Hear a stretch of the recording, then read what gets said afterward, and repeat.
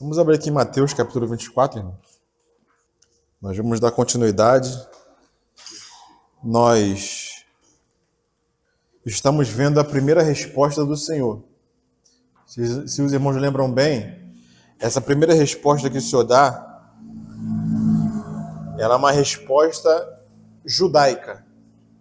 É uma resposta para o que vai acontecer com o povo judeu nos 7 anos finais de tribulação.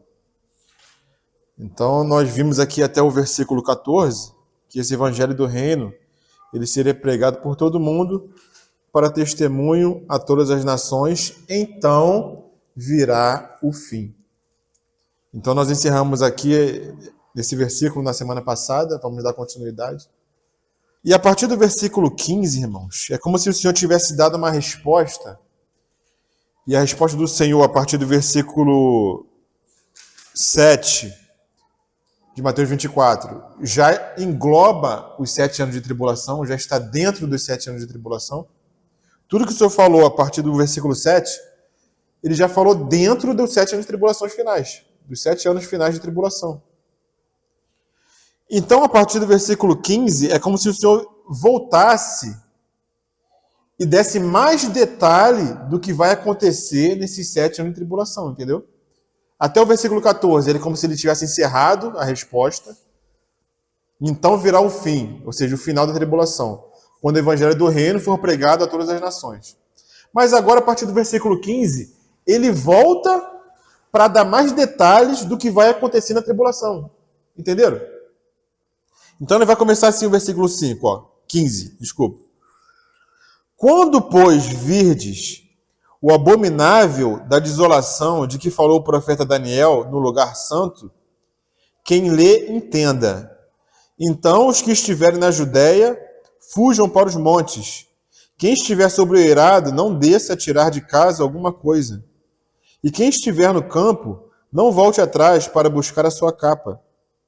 Ai das que estiverem grávidas e das que amamentarem naqueles dias.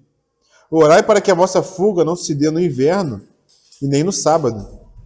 Porque nesse tempo haverá grande tribulação, como desde o princípio do mundo até agora não tem havido, e nem haverá jamais. Não tivessem aqueles dias sido abreviados, ninguém seria salvo, mas por causa dos escolhidos, tais dias serão abreviados. Então, se alguém vos disser, eis aqui o Cristo, ou ei-lo ali, não acrediteis, porque surgirão falsos cristos e falsos profetas, operando grandes sinais e prodígios, para enganar, se possível, os próprios eleitos. Vede que vô-lo tenho predito. Portanto, se vos disserem, eis que ele está no deserto, não saiais, ou ei-lo no interior da casa, não acrediteis. Porque assim como o relâmpago sai do oriente e se mostra até o ocidente, assim há de ser a vinda do Filho do Homem. Onde estiver o cadáver, aí se ajuntarão os abutres. Então, do versículo 15 até o versículo 28, o Senhor vai dar mais detalhes do que vai acontecer na tribulação para o povo judeu. Aí muitos podem pensar e falar, né? Mas para que a gente tem que saber disso? Se a gente vai ser arrebatado antes de iniciar a tribulação. Por que eu tenho que saber isso, que o abominável da desolação vai estar no lugar santo? O que é isso? O templo vai ser reconstruído, que vai ter perseguição? Para que eu vou saber disso? Sabia que tem muitos irmãos que falam isso? Eu não estou interessado nisso, porque quando o Senhor arrebatar a igreja, eu vou com ele, porque eu não vou estar aqui. Mas a questão é, irmãos, será que nós seremos arrebatados no início da tribulação? Por que muitos irmãos falam assim? Porque pensam que toda a igreja vai ser arrebatada. Não, eu sou crente, eu sou salvo, então não vou passar por nada disso. Por que vou me deter, vou perder tempo aprendendo sobre o que vai acontecer na tribulação se eu não vou estar aqui?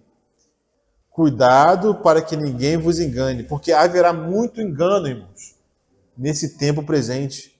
É muito engano, inclusive engano doutrinal. E isso é um engano, irmãos, que toda a igreja será arrebatada e não vai passar por esse período. Até Paulo, ele pensava que iria passar por esse período, irmãos. Ele fala, e nós, os que ficarmos, seremos arrebatados. Porque não há um arrebatamento somente no início da tribulação. Ele estava falando ali de um outro arrebatamento que acontece durante a tribulação também. Não é só o do início. Então nem Paulo se achava digno de ser arrebatado no início da tribulação. Ele mesmo achava que ele ia passar por alguma coisa. Né? Por isso que tem muitos irmãos que interpretam também que toda a igreja vai passar pela tribulação.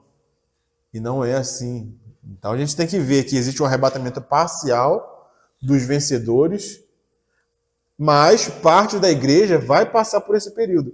E se nós ficarmos aqui, irmãos? Nós não sabemos. Se nós iremos, não era assim? E se nós ficarmos? Não é bom nós sabermos o que vai acontecer durante esse período e com detalhes?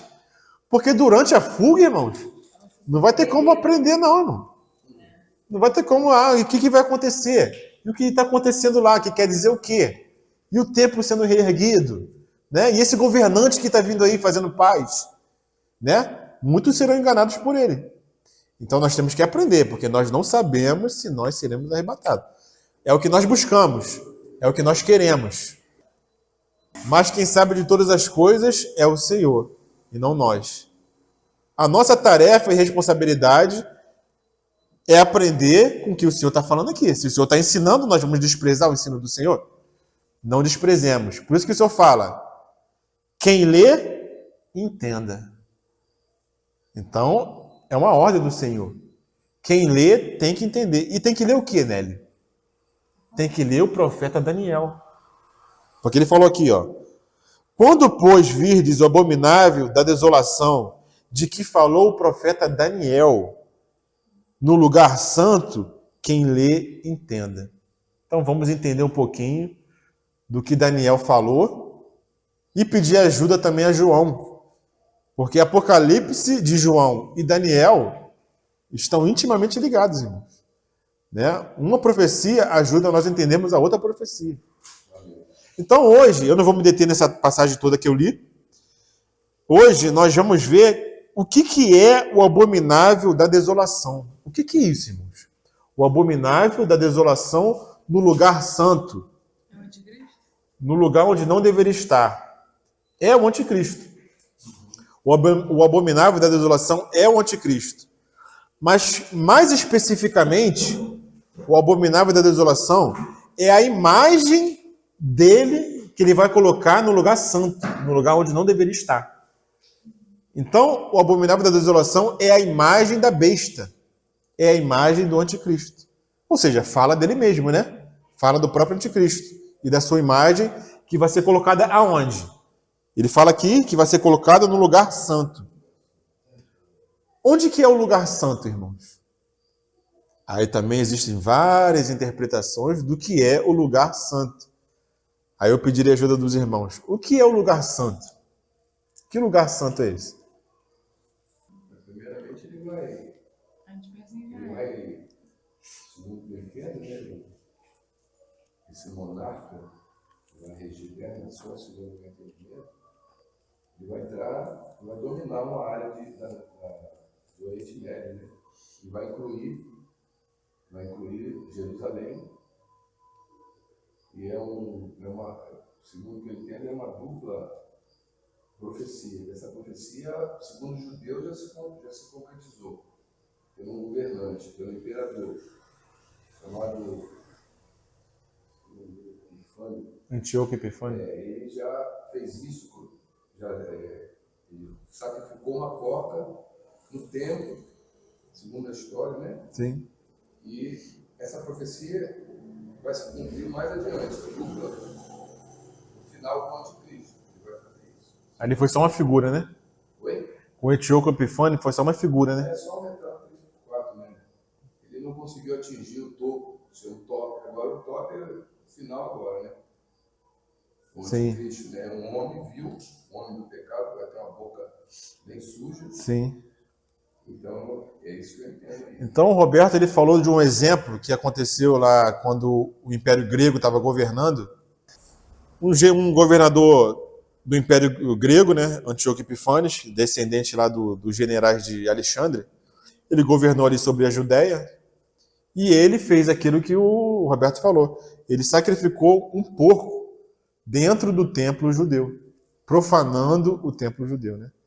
Então ele lembrou bem disso, por quê? Porque a profanação que esse Antíoco Epifanes fez foi no templo físico que estava construído lá em Jerusalém.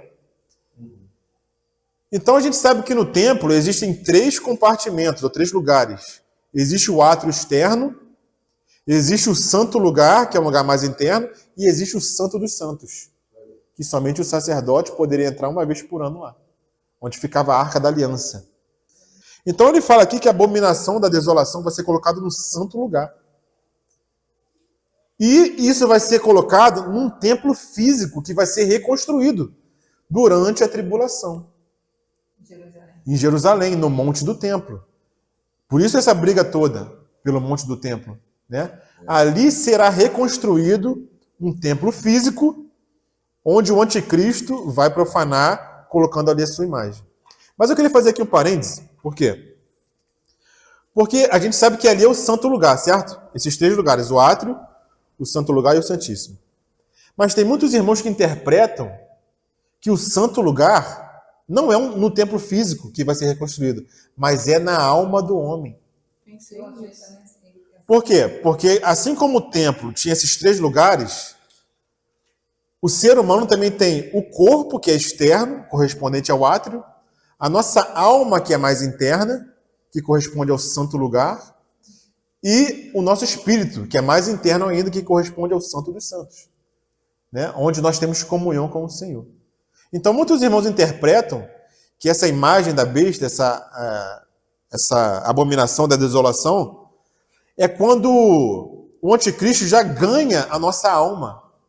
O inimigo já ganha a nossa alma, né? Ganha a nossa vontade, ganha nossas emoções, ganha a nossa mente. Ou seja, o inimigo está ganhando a nossa alma ao invés do Senhor. Então, muitos falam isso. A gente vê os seres humanos aí, a humanidade, toda pendendo cada vez mais para o pecado. E por aumentar a iniquidade, o amor de muitos se esfriará. Então, a humanidade está entregue, ou seja, a alma do ser humano já é do inimigo. Porque está entregue ao pecado. Muitos irmãos interpretam dessa forma, irmãos. Eu não interpreto assim. Apesar de crer que o inimigo ele ganha, sim, a alma do ser humano. Isso é um fato, eu não estou negando isso. Mas, especificamente, a profecia, ela não está falando disso. Ela está falando de um templo físico que vai ser reconstruído e esse anticristo que vai governar durante a tribulação, ele vai profanar colocando a sua imagem lá dentro. Então, o que nós vamos ver hoje, irmãos? Uma estátua, alguma coisa assim. Alguma imagem, pode ser uma estátua, alguma coisa ali que lembre o anticristo e que ele vai exigir adoração. Assim como Nabucodonosor fez uma imagem e exigiu adoração a essa imagem que ele fez, e Sadraque, Mesaque e Abednego falaram que não iam adorar e foram lançados na fornalha, isso vai se repetir durante a tribulação. Vamos ver alguns versículos, irmãos, com relação a isso, porque hoje nós vamos ver o quê? Eu vou só me deter nisso hoje, tá, irmãos? Nós vamos ver quem será o anticristo. Esse é o nosso objetivo hoje. Ver quem vai ser o anticristo que vai governar durante a tribulação. Já surgiram vários nomes aí, né? Isso, aqui de Mateus e de Daniel, né? Quem é esse homem? Quem vai ser esse que vai se levantar? Esse Nico, o homem da impiedade, o anticristo, né? O homem vil. Ele que vem com todo o poder e astúcia de Satanás, né? Quem é esse homem? Já surgiram vários candidatos por aí, né? Durante a história da humanidade, né? Um foi esse que o Roberto citou, Antíoco Epifanes, Nero, Napoleão, Hitler. Já surgiram vários na história, né? Estão disputando quem vai ser. E o Senhor tem segurado até agora, irmãos. Mas quando vier o anticristo mesmo, ele vai vir com toda a astúcia e poder de Satanás. Então nós vamos procurar ver quem é esse anticristo. Na verdade, ele é um chifre pequenininho. Ele vai vir como sabe, bem... Ele vai crescendo devagar. segundo o que eu entendo aqui. Sim. Ele vai crescendo devagar, a pessoa Vai crescendo devagarzinho. dignidade real, não vai ser dado dignidade real. Tem muitas coisas incluídas aí, mas vamos seguindo. Vamos lá, Daniel. Vamos seguindo esse assunto, né? Daniel. Porque o Senhor falou para consultar Daniel, certo? Vamos lá, Daniel, então. Daniel, capítulo 9, versículo 27. Vamos ver quem é esse homem, irmãos. Quem é esse homem vil? O anticristo. Ah, eu não quero saber do anticristo. Isso não me interessa, eu quero saber de Cristo. Ué, se foi o próprio Senhor que falou do anticristo, como que a gente não vai querer se interessar por esse assunto, né? O ódio dele é pelos cristãos, ele é anticristo. Ele não é pró-cristo, ele é Anticristo. E ele é contra o próprio Deus e tudo aquilo que se refere a que chama Deus. E por isso ele quer se assentar num lugar que se chama de Deus. Então, ele é contra Deus, contra os cristãos, contra tudo aquilo que se chama Deus. O ódio dele é esse. Não é outra coisa a não ser contra o Senhor mesmo. Sim. Nós temos que lutar a batalha do Senhor, sabe? Então, aqui em Daniel capítulo 9, versículo 27, irmãos. Vamos lá. Quem é esse anticristo, né? Daniel fala assim, ele, ou seja, se referindo ao anticristo, ele fará firme aliança com muitos por uma semana. Olha então a última semana aparecendo aí, né? Na metade da semana fará cessar o sacrifício e a oferta de manjares. Sobre a asa das abominações virá o assolador, até que a destruição que está determinada se derrame sobre ele. Então ele fala aqui que ele vai cessar o sacrifício e a oferta de manjares. Ou seja, o templo tem que estar reconstruído, irmãos. Porque ele vai cessar o sacrifício. Então o templo vai estar aí e o sacrifício diário ele vai voltar a acontecer em Jerusalém. O sacrifício de animais e as ofertas de manjares. Mas só que na metade da semana ele vai fazer o quê? Ele vai cessar esses sacrifícios e vai colocar a sua imagem no santo lugar, no lugar onde não deveria estar.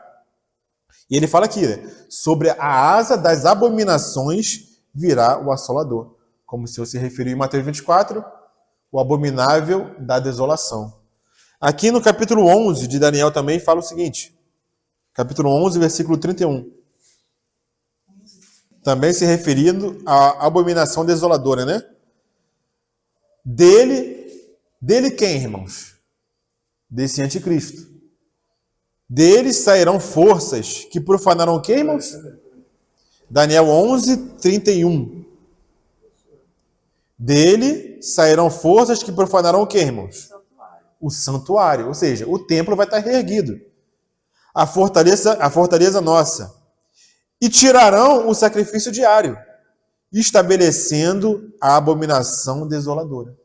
Então a gente vê que na metade da semana, mais uma vez aqui falando, ele vai estabelecer essa abominação da desolação, que é a imagem da besta.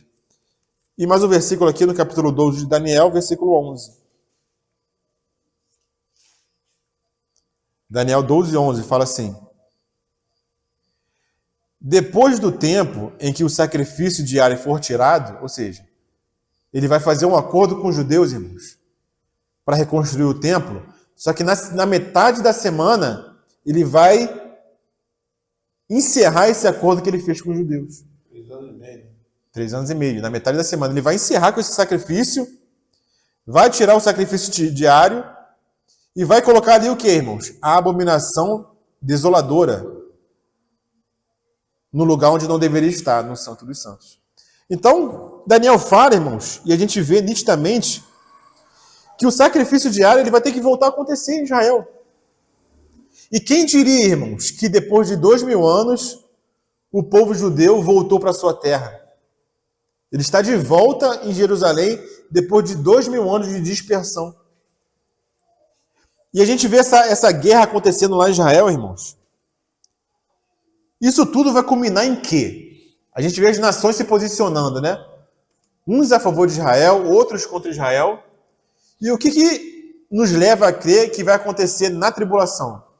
Vai aparecer um governante que vai fazer um acordo de paz com as nações e com Israel. Israel vai entregar o seu exército a esse governante. E o acordo vai ser a permissão de Israel construir o templo novamente, lá em Jerusalém. Esse vai ser o acordo. Então, aparentemente, vai vir paz naquela região. Israel vai crer que esse governante é o Messias prometido. Eles vão crer nesse falso pastor, porque ele conseguiu fazer paz. Ele conseguiu construir o templo aí naquele lugar. Mas na metade da semana, irmãos, quando tudo estiver estabelecido, ele vai quebrar o acordo e vai obrigar a sua adoração no lugar santo. E o povo judeu não vai concordar. O povo judeu ele tem abominação a ídolos. O povo judeu, desde a Babilônia, ele foi curado dessa questão de idolatria, de imagem. Então, quando esse governante que eles creem que é o Salvador, que é o Messias, colocar a imagem, aí eles vão cair em si. Aí vai começar a grande tribulação para eles. Mas quem é esse anticristo? Quem é esse personagem? Que também Paulo fala lá em Tessalonicenses. Vamos ver quem ele é. 2 Tessalonicenses, irmãos. Aqui em 2 Tessalonicenses, o que Paulo fala desse governante, né? Versículo 4. 2 Tessalonicenses, capítulo 2, versículo 4. Então vamos ler desde o versículo 1, né, irmãos? Irmãos, no que diz respeito à vinda de nosso Senhor Jesus Cristo e à nossa reunião com Ele, nós vos exortamos a que não vos demovais da vossa mente com facilidade, nem vos perturbeis, quer por epístola, quer por palavra, como se procedesse de nós, supondo tenha chegado o dia do Senhor.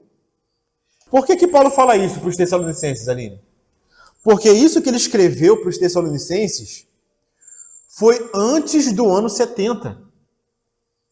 Foi mais ou menos ali no ano de 66, ano de 67, que ele escreve essa carta aos Tessalonicenses. E por que ele escreve essa carta? O que aconteceu no ano 70?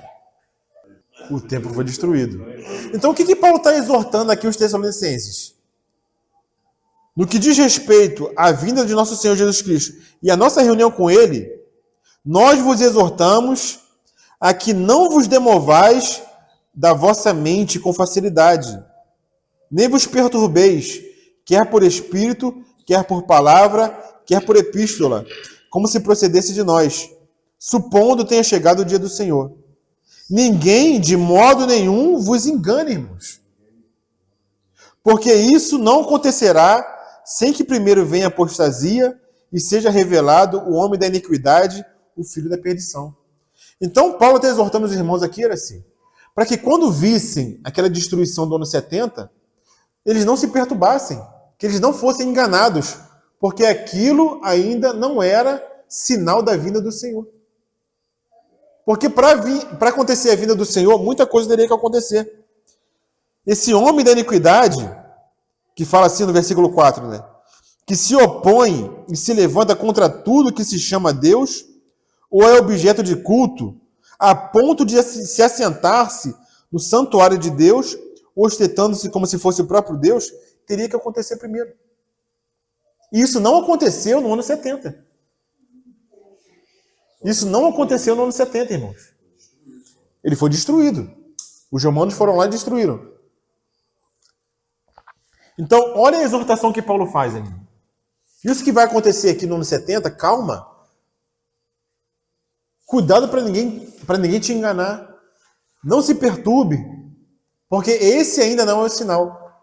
Porque esse homem aqui que ele fala, que se opõe e se levanta contra tudo que se chama Deus, ou é objeto de culto, ele vai se assentar no santuário de Deus, ostentando-se como se fosse o próprio Deus. Não vos recordais de que ainda convosco eu costumava dizer-vos essas coisas? E agora sabeis o que o detém, para que ele seja revelado somente em ocasião oportuna, em ocasião própria? Então ele fala assim no versículo 7, né? Com efeito, o mistério da iniquidade já opera, e aguarda somente que seja afastado aquele que agora o detém. Eu não vou entrar nesse mérito de quem está detendo esse homem da iniquidade, né? Porque é um assunto vasto. Eu vou pular isso aqui, quem sabe, numa outra oportunidade, né? Então, quem está detendo agora, quando for retirado, irmãos, o versículo 8 fala o seguinte: então será de fato revelado o iníquo, a quem o Senhor Jesus matará com o sopro de sua boca e o destruirá pela manifestação da sua vinda. Porque como que vai ser a aparição desse anticristo, irmãos? Ora, versículo 9. O aparecimento do iníquo é segundo a eficácia de Satanás, com todo o poder e sinais e prodígios da mentira, e com todo o engano de injustiça aos que perecem, porque não acolheram o amor da verdade para serem salvos. E por esse motivo, pois, que Deus lhes manda a operação do erro, para darem crédito à mentira. Então esse anticristo aqui, esse iníquo, era assim, ele vai vir com toda a eficácia e poder de Satanás. Então não vai ser um governante qualquer, irmãos. Não vai ser um homem qualquer. Não vai ser um Hitler, não vai ser um Napoleão, não vai ser um Nero, assim, um Nero daquela época, né? E não vai ser Antíoco Epifânio. Ele vai ser alguém que vai vir com poder dado pelo próprio Satanás. Então nós vamos ver quem é esse homem, irmãos. Quem é esse iníquo? Temos que ir lá para o Apocalipse agora. Amém, irmãos? Para saber quem é esse homem. Apocalipse. Vamos lá no capítulo 17, irmãos. Capítulo 17 de Apocalipse. Então, o que o Senhor falou em Mateus, irmãos? Quem lê, Daniel, tem que fazer o quê? Entender. Apocalipse nos ajuda a entender Daniel. Vamos devagar, para nós podermos entender quem é esse anticristo, irmãos. Aqui no capítulo 17, versículo 8, ele fala da besta, que é o anticristo. E o que fala aqui no versículo 8, irmãos? Vamos bem devagar aqui. Ó. Ele fala assim, ó, a besta que viste, quem é que viu a besta? Foi João. João estava recebendo a revelação e ele viu a besta. Então fala assim no versículo 8. A besta que viste era e não é. O que quer dizer isso, irmãos? A besta que viste era e não é. O que quer dizer isso? A besta que viste era e não é. E está para emergir do abismo. Então vamos explicar para os irmãos o que quer dizer isso. Vamos lá, irmãos. Preste bastante atenção. A besta que era e não é, quer dizer que enquanto João estava recebendo a revelação lá em Apocalipse, e João escreveu Apocalipse mais ou menos no ano 90 depois de Cristo, quando João estava recebendo essa profecia, a besta era e não é. Ou seja, naquele tempo de João, a besta havia existido. Estava viva. Mas no tempo que o João estava escrevendo, ela já não estava mais viva, ela estava morta. Porque ela era e não é. Mas ela vai emergir do abismo.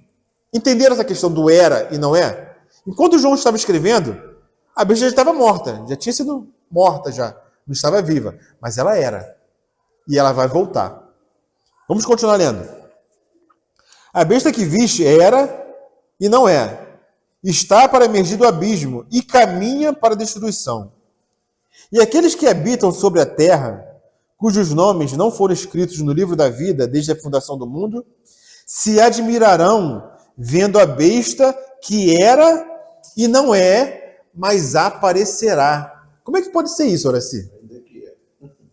A besta que era, não é mais, ou seja, não está viva, estava viva, não está mais viva, mas aparecerá. Olha o mistério aí, irmãos. A besta que era e já não é, ainda que é. Ainda que é, mas não é. Ou seja, no tempo de João ela não estava viva. Que era, aqui já está diferente. Aí está como, DT? Que era, já não é, mas que virá. Mas que virá. A minha também tá assim. Não é mistério? Mas graças ao Senhor que o Senhor nos revela os seus mistérios, irmãos. Porque a gente está vendo um mistério aqui. É o mistério da meretriz, que monta a besta, a prostituta, a mulher, que fala de um sistema promíscuo, um sistema religioso promíscuo. Que mulher é essa, irmãos? Nós também vamos ver, para entender quem é a besta, quem é o anticristo. Vamos avançar devagarzinho. Então a besta não é, mas ela vai aparecer. Aqueles que habitam, que está escrito aqui, são os habitantes, os de Israel. Será o mundo todo. O mundo todo.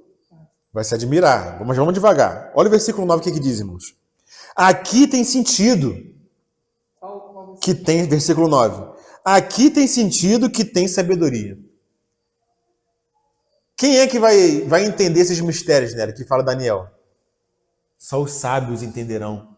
Os ímpios não entenderão, mas os sábios, eles entenderão. E como nós falamos semana passada, irmãos, como é que o Senhor vai fazer a separação dos santos e dos profanos nesse tempo final? Ele vai separar os santos dos profanos através de entender ou não o livro de Apocalipse. Então aqui tem sentido que tem sabedoria, irmãos. Aqui está o sentido que tem sabedoria. Vamos entender esses mistérios do Senhor, irmãos. O que eu escuto falar é que as pessoas não querem saber de Apocalipse. Não querem saber, porque é um véu que está sendo colocado, né? Para não entender. Porque não querem, porque querem acreditar na mentira. Então o Senhor vai enviar a operação do erro, porque não quiseram acreditar na verdade. Como não quiseram acreditar na verdade, o Senhor envia a operação do erro, como nós lemos lá em Tessalonicenses, para que eles creiam na mentira. Mas nós queremos a verdade, não queremos? Então o Senhor vai revelar para nós a verdade, os seus mistérios. Então aqui tem sentido que tem sabedoria, irmãos. As 7 cabeças são 7 montes, nos quais a mulher está sentada. A mulher, a gente sabe que é um sistema promíscuo, um sistema religioso promíscuo. E no tempo de João, Nélio, no tempo que ele estava escrevendo Apocalipse, recebendo a revelação, quem era chamada a cidade que estava sentada sobre os 7 montes? Aí nós temos que conhecer um pouco de história. No tempo de João, quem era a cidade que estava rodeada por 7 montes? Que se dizia, na época de João, que estava sentada sobre 7 montes. Não sabem quem era essa cidade? Oi? Amém, ó. Roma. Tá vendo? Tá entendendo? Então, irmãos, a mulher, as 7 cabeças são 7 montes nas quais a mulher está sentada. Então, é Roma. No tempo de João, era Roma. É que não tinha o Papa ainda nessa época. Não é o Papa. O anticristo não é o Papa. O Papa não é anticristo. Né? Porque o Papa, apesar de ser um líder religioso de um sistema promíscuo, ele não nega Deus. Ele não nega Cristo. Né? E lá em Tessalonicenses, ele fala que o homem da iniquidade, ele vai se levantar contra tudo que se chama Deus. Apesar do sistema religioso ali ser promíscuo, eles não negam Deus, né? Não negam Cristo, né? Não negam o Filho, né? Então o anticristo ele vai negar isso tudo. Mas essa mulher que monta a besta, ela está sobre 7 montes. Só que eu não vou me deter na mulher, porque a mulher é uma cidade. Nós vamos nos deter no governante dessa cidade, que vai aparecer nos 7 anos finais de tribulação, que é a besta. Só no finalzinho? No meio? Ele vai aparecer no início e depois no meio. Nós vamos entender isso tudo, tá, irmãos? Devagar. Só que João fala aqui, essa mulher, aqui, ele fala aqui no versículo 9, né? As 7 cabeças são 7 montes. Já identificamos quem é essa mulher. Nos quais a mulher está sentada. Mas ele fala que também é o quê, Aline? São também 7 reis. Olha. Então ele falou da cidade e falou dos governantes. São 7 reis. Vou ler de novo aqui, irmãos, tá? As 7 cabeças são 7 montes, nas quais a mulher está sentada. São também 7 reis. Ou seja, são 7 governantes. Dos quais 5 caíram. Ou seja, 5, irmãos, caíram, ou seja, morreram de morte violenta. 5 desses governantes morreram de morte violenta. Quando? No tempo de João, quando João estava escrevendo a revelação. Um existe e outro ainda não chegou. E quando chegar, tem que durar pouco tempo. Vamos entender aqui, irmãos? Quem lê, entenda. Os sábios entenderão. Imaginemos que nós estamos no tempo de João, irmãos. Ele está recebendo a revelação. Ele recebeu a revelação de uma mulher que está sentada sobre 7 montes. Identificamos que é Roma, porque Roma estava rodeada de 7 montes. E quem governava sobre Roma naquele tempo, irmãos? Não eram os imperadores romanos? Porque as 7 cabeças são 7 montes, mas também são 7 reis. Amém? Então são 7 reis. Só que no tempo de João, ele fala aqui que 5 já caíram. E esse cair aqui no grego é morrer de morte violenta. Então nós temos que conhecer um pouco de história também, dos imperadores romanos. Quando João estava escrevendo, quem que estava governando no tempo de João? Que imperador era? Era Domiciano. Imperador Domiciano. Que foi o mesmo que, segundo a história, mandou mergulhar João num caldeirão de óleo fervente. Como é que é o nome dele? Domiciano. Só que João não morreu e foi enviado para a ilha de Patmos. E lá ele recebeu a revelação. E esse imperador era o imperador Domiciano. Então esse imperador Domiciano era o que existia. Que ele fala aqui, ó. Dos quais 5 caíram, um existe. Quem é esse que existe? É quem estava governando quando João recebeu a revelação. Imperador Domiciano. Então, ele fala que dos quais 5 caíram.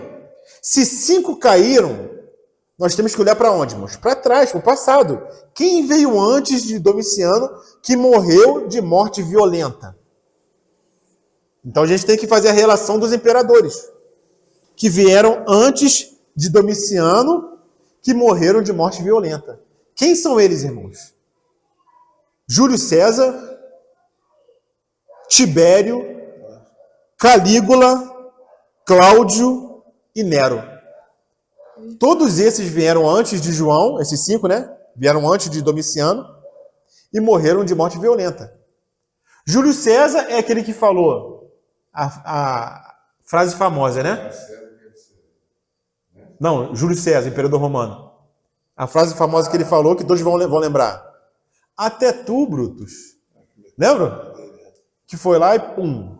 Até tu, Brutus. Que era genro dele, né? Então, todos esses imperadores morreram de morte violenta. Uns assassinados, outros por suicídio. Então, a relação deles é a seguinte.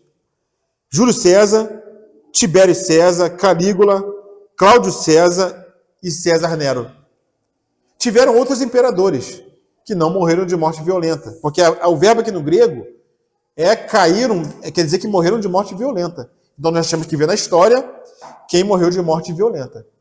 Por exemplo, houve o imperador Tito. Mas o imperador Tito não morreu de morte violenta. Então a gente não tem que contar ele, entendeu? Só os que morreram de morte violenta. Então ele fala que 5 caíram. Um existe. O outro ainda não chegou. E quando chegar, tem que durar pouco tempo. Versículo 11.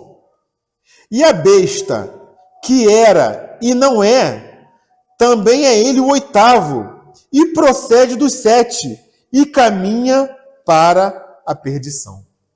Olha só, irmãos. Olha o mistério aqui. O que isso quer dizer, irmãos? Que a besta que vai vir, ela procede dos 7, irmãos. Que 7 é esse? Que 7 são esses que João está falando aqui? Está recebendo essa revelação. Um a gente sabe quem é. É Domiciano. Os 5 passados nós também identificamos. Sabemos quem era. Júlio César, Tibério, Calígula, Cláudio e Nero. Ou seja, já conhecemos 6. O 7º ainda vai vir. Então nós não sabemos quem é. Esse vai ser o governante, irmãos, que vai iniciar os 7 anos de tribulação e que vai fazer o acordo de paz com Israel.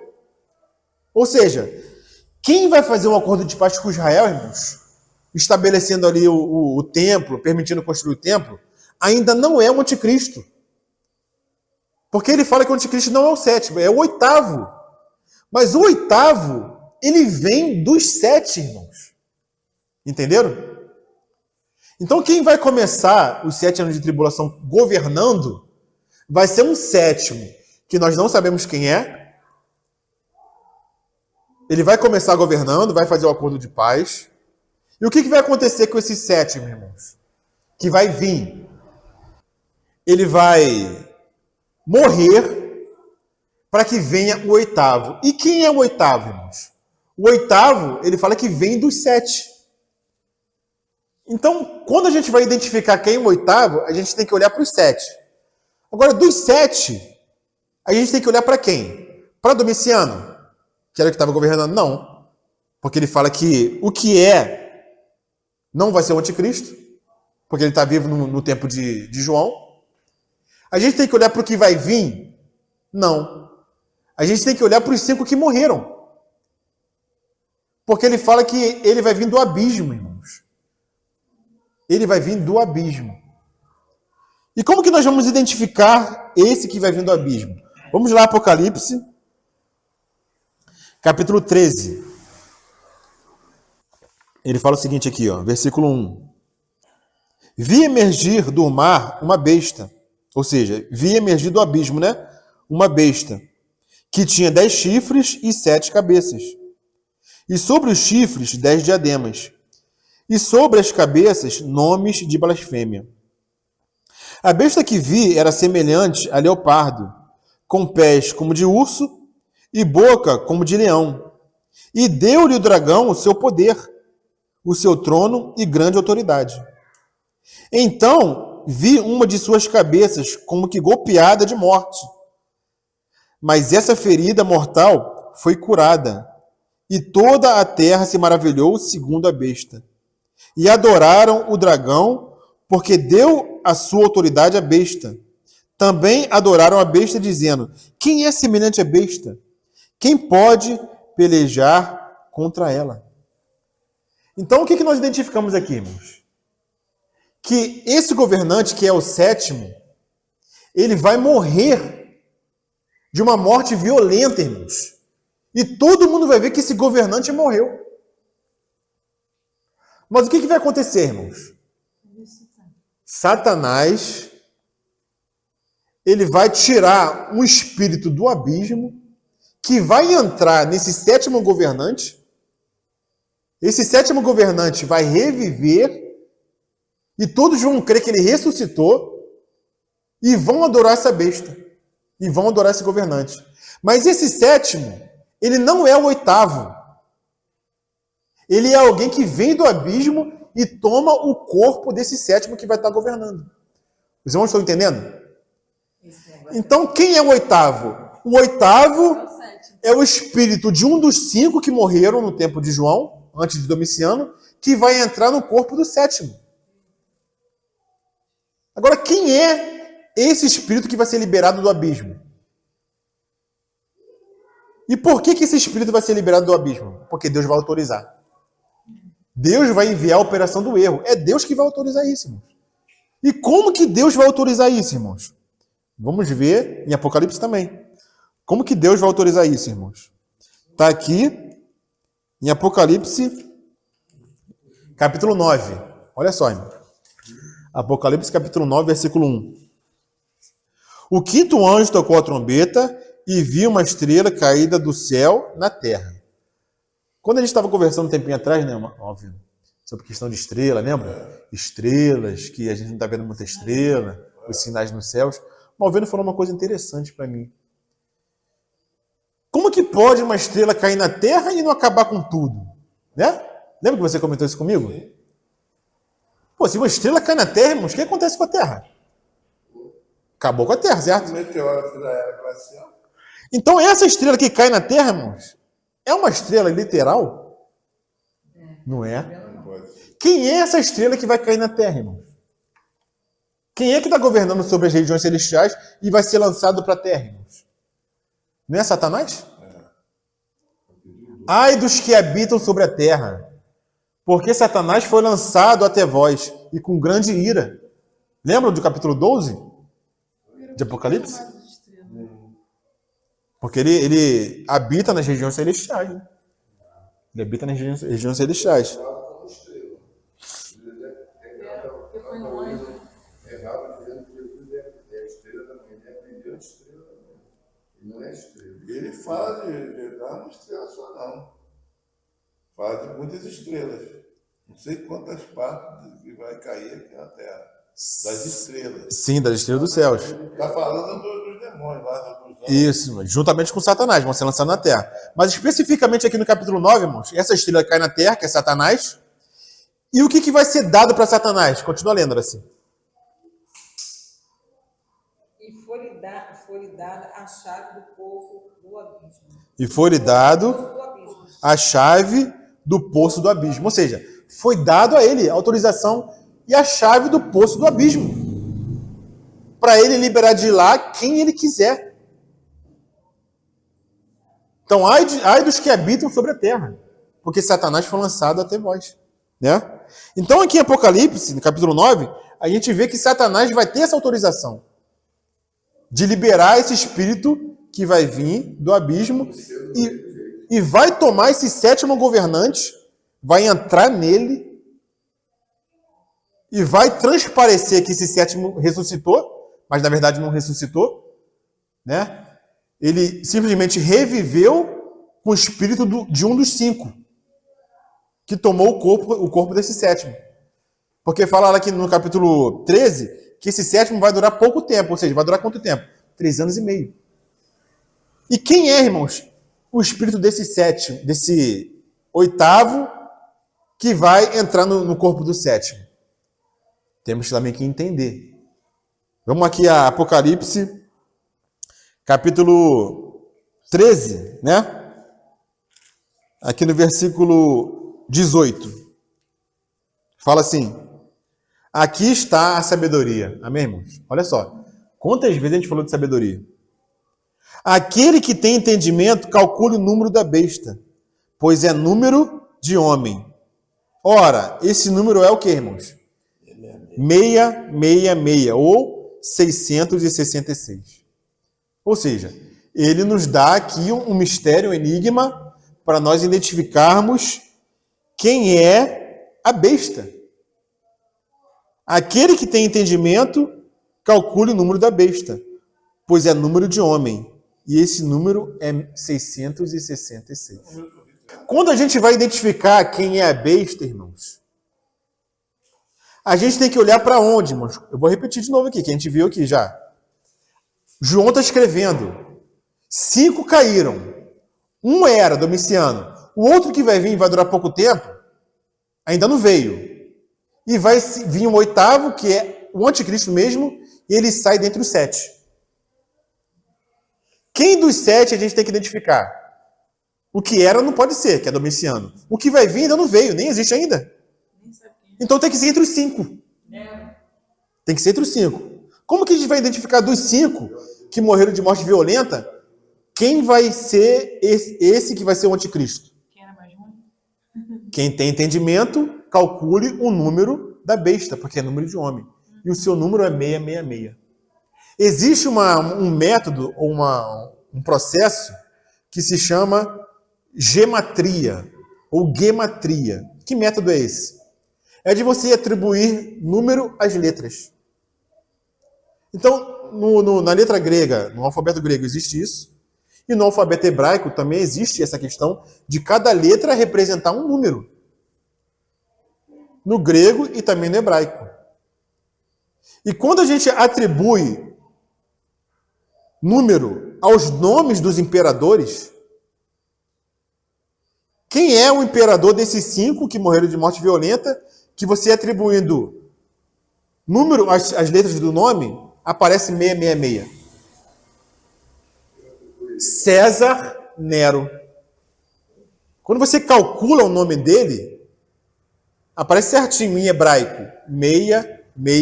666. Então, irmãos, segundo aqui Apocalipse de João, nós temos que ter sabedoria do Espírito para entender esses mistérios. E como que o Espírito vai revelar isso e não vai revelar para os seus filhos, para os santos, quem é o anticristo? Então a gente não pode identificar, irmãos, no cenário atual, nos governantes, que tal pessoa é o anticristo. O Papa é o anticristo. Macron é o anticristo. Como o irmão falava, né? O irmão Dino falava que tinha um governante aí que era o presidente da União Europeia, que ele poderia ser o anticristo. Porque o anticristo, ele não vai ser nenhum governante da era atual, irmãos. Ele não vai ser ninguém que vive entre nós.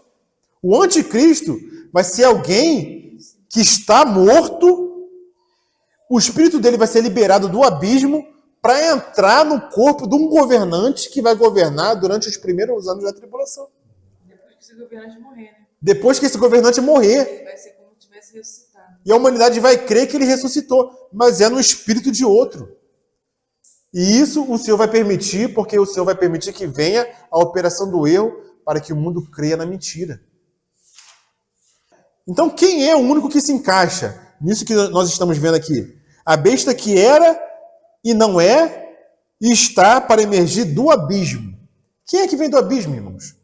É só quem está lá. E quem é que habita no abismo, irmãos? São demônios que habitam lá. E o espírito desse anticristo também está lá e vai ser liberado por Satanás quando ele cair do céu e for dado a chave do abismo para ele. Vai ser dado permissão para ele abrir o poço do abismo e liberar esse espírito de Nero que vai entrar no corpo do sétimo. Então, quem é o anticristo, irmãos? Quem é o oitavo? O anticristo é o espírito do quinto, que é Nero, entrando no corpo do sétimo. E ele vai vir com todo o poder e eficácia de Satanás. E o que a humanidade vai fazer, irmãos? Vai adorar a besta, vai se admirar. Quem é como a besta que estava morto e foi ferida de morte, porque foi ferida na cabeça, e reviveu? Ou seja, ele vai imitar o nosso Senhor. Ele vai querer imitar Cristo, que foi morto com uma morte violenta, ressuscitou e vai governar durante 3 anos e meio. Imitando o ministério do nosso Senhor durante 3 anos e meio. Querendo dizer que ressuscitou como nosso Senhor. Morreu de morte violenta, vai ressuscitar e vai governar por mais 3 anos e meio. E vai vir com toda a eficácia de Satanás, irmãos. Então, ele vai estabelecer... Por quê? Olha só. Esse primeiro governante humano, que não é o anticristo, que é o sétimo, ele vai estabelecer um acordo com Israel e vai reconstruir o templo. Agora, quando ele morrer e for habitado pelo espírito do oitavo, que é Nero, ele vai quebrar o acordo, porque não é mais ele, é o espírito de Nero, que é o oitavo. Por isso que ele vai ressuscitar no meio da tribulação, vai quebrar o acordo e vai colocar a sua imagem dentro do templo, no Santo dos Santos. Entenderam? Essa confusão. Por que o Senhor fala dessa maneira aqui? Em mistério? Para que o mundo não entenda, irmãos. O mundo não vai entender, mas os santos, os sábios, entenderão. Nós não ficaremos enganados, irmãos. Se por um acaso nós estivermos vivendo naquele período, por algum acaso nós não formos arrebatados, nós vamos ver isso tudo acontecendo, irmãos. Esse cenário todo sendo montado. Esse governante sendo morto, que não é o anticristo, ele vai virar o anticristo quando ele for habitado no meio da semana. Ele vai ressurgir, vai quebrar o acordo, aí vai haver um tempo como nunca houve jamais de tribulação, irmãos. E nem tão pouco haverá. A perseguição vai ser cruel, irmãos. No caso desse governante, será um governante atual. Um corpo de um governante atual, conhecido. É isso que eu estou falando. Sim, vai ser conhecido, aparentemente. Mas o espírito que vai estar nele vai vir do abismo. É o Nero. É Nero, do passado, que nós identificamos aqui. César Nero, em hebraico, se você somar as letras, dá 666. E só pode ser um dos 5, porque a gente leu aqui no capítulo 3 de Apocalipse. É um dos 5 que era, não é o que está aí agora. Vai vir um outro, e o 8º é um dos 7º. Como é que pode fechar essa conta? Se são 7 reis e tem um 8º, ele só pode sair dos 7. Mas ele tá num lugar muito ruim, né? Ele está no abismo, ele está junto com o demônio. Só fazer a vontade. Ele está junto com os Ele tá demônios. num lugar muito ruim. Sim. Ele já está lá. Já está lá, no abismo. Que é o lugar dos demônios, presos, entendeu? Em prisão. E vai ser dada a chave. E Satanás não vai liberar só ele não, tá, irmãos? Só um adendo aqui. Satanás vai liberar o espírito do anticristo e vai liberar aqui, como fala aqui no capítulo 9, né? Aqui, ó, versículo 2. Capítulo 9 de Apocalipse, versículo 2. Ela abriu o poço do abismo e subiu fumaça do poço como fumaça de grande fornalha. E com a fumaceira saída do poço, escureceu-se o sol e o ar. Também da fumaça saíram gafanhotos para a terra. E foi-lhes dado poder como que tem os escorpiões da terra. E foi-lhes dito que não causasse dano à erva da terra, nem a qualquer coisa verde, nem a árvore alguma, e tão somente aos homens que não têm o selo de Deus na sua fronte. Ele não vai liberar só o espírito do anticristo, ele vai liberar vários demônios de lá, que vão atormentar os homens durante os 3 anos e meio de tribulações finais. Amém, irmãos? Então nós vimos hoje o que é a abominação desoladora, que vai ser colocada no lugar santo. Quem é o anticristo, que vai fazer esse cenário todo, né? Que vai vir com todo o poder e eficácia de Satanás. Amém, irmãos? Eu vou encerrar aqui por causa do horário. E se os irmãos quiserem comentar alguma coisa, tenham liberdade. Amém, irmãos?